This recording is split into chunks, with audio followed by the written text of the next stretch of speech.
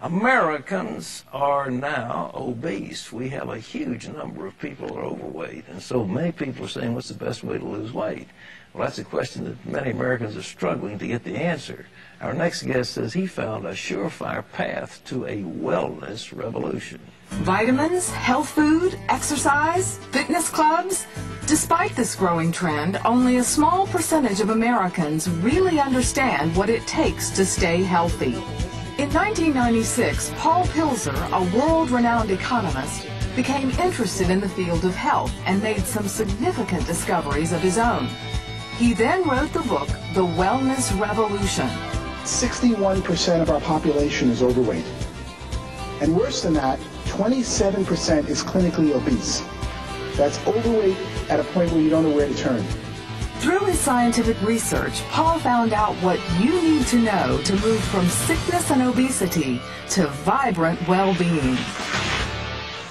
Paul Zane Pilzer is joining us to share some of his secrets of staying fit. It's in his new book called The Wellness Revolution.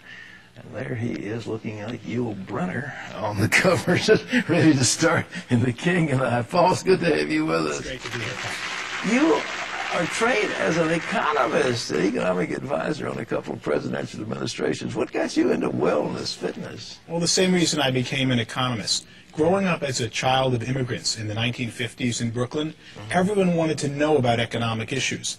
Although my education geared me towards science, I ended up going to Wharton and becoming a professor of economics because my family, my father, his uncles, that's what they wanted information about. They wanted to know how to make a living. 25 years later, as a very successful economist, I realized I'm now in the wrong field. What people mostly need in the United States, the #1 problem today, is health, as evidenced by the fact that 61% is overweight and 27% of our population, that's 77 million Americans, are clinically obese. That's shocking, isn't it? It's even more shocking to look at the trends. 20 years ago, the numbers were less than half that. So in the last 2 decades, while we're all talking about health, and it's all you see when you turn on the television or watch an ad, the population of obese and overweight people has more than doubled. That set me on a research quest to say, why is this happening? What did you discover? What I discovered was it was really an economic problem, not a scientific or biology problem. All right. In effect, we have a $1 trillion food industry in the United States. We pay farmers $40 million to produce food, but $40 billion, but $960 billion is paid to packaged food companies and fast food companies. The food companies in America today are primarily owned by the tobacco companies, and they make addictive processed foods. They study every one of their existing customers and say, how can I get them to consume more? The fast food restaurants know that if you're overweight, you consume 50% more at the cash register and only take up roughly the same amount of space. Wait a minute. If you're overweight, you consume 50% more by Absolutely, and you see it by portions of what people eat. So they study American consumers like rats in a laboratory. You have a favorite Christian singer, and all of a sudden you feel good about a certain addictive fast food. Guess who sang the commercial that's in the back of your mind when you go to buy it at the checkout counter? They study Americans like rats to increase consumption of their food products, and in doing so have more than doubled obesity and overweight in the United States. This is unbelievable, because we have a health problem that's crowding $1.5 trillion. It's run away, and obesity is one of the major causative factors: heart disease, high blood pressure, so on. Everything, and really most of our medical problems today that are non-pediatric or non-geriatric stem from being overweight and obese. So as I studied it, I realized that the answer was an economic problem had caused being overweight and obese. As I studied it, I saw America ready for a revolution, a wellness revolution, and that there was a new industry emerging called a wellness industry. We spend $1.5 trillion on medicine, which is really the sickness industry. That's right. It's not really health, it's about when you get sick, they treat the symptoms of your disease. We currently spend, and that's what amazed me the most, $200 billion on wellness, fitness clubs, healthy foods, vitamins and supplements. Most of that didn't exist. When I ran the numbers, I could see that the $200 billion wellness industry, which is primarily today upper-class baby boomers who are consuming them. First thing someone does when they make money is try to get healthy. Oh, yeah. And they get out of the diet and kind of medical care most of us get, and they start getting healthier. And that this $200 billion I projected would grow to a $1 trillion wellness industry by 2010.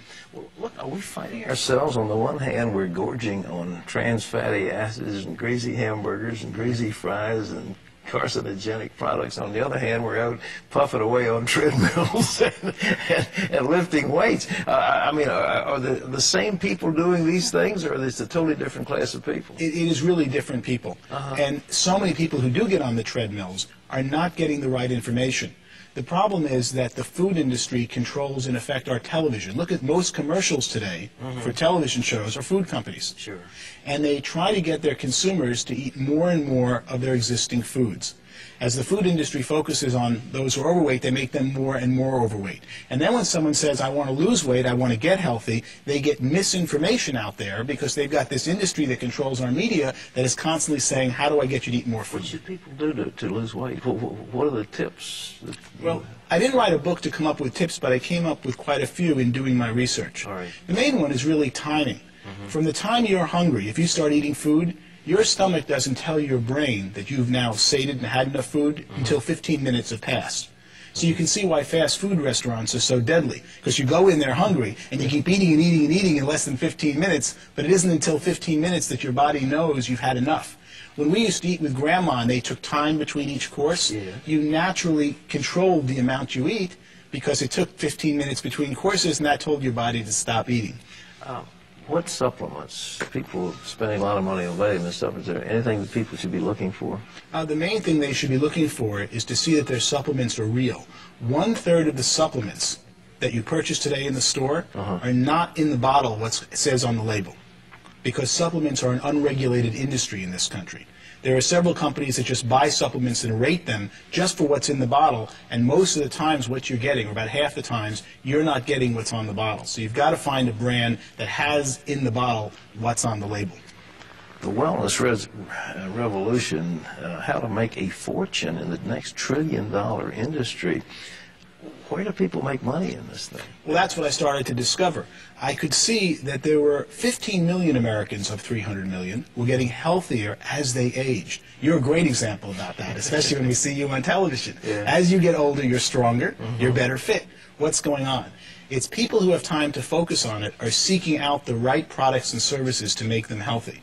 And that's when I could see an emerging $1 trillion wellness industry. One of the most surprising parts of my research was to find that it already reached $200 billion. But if you think of what you now spend on supplements, on fitness, on weight training, and time and money that you never dreamed you even needed 20 years ago. That's exactly right. You are a very typical consumer of this upper crust that's becoming and will become the entire nation, I believe, as this new wellness industry emerges. Well, boy, I hope you're right. But so, ladies and gentlemen, how you could A, be well, and B, make some money at the same time.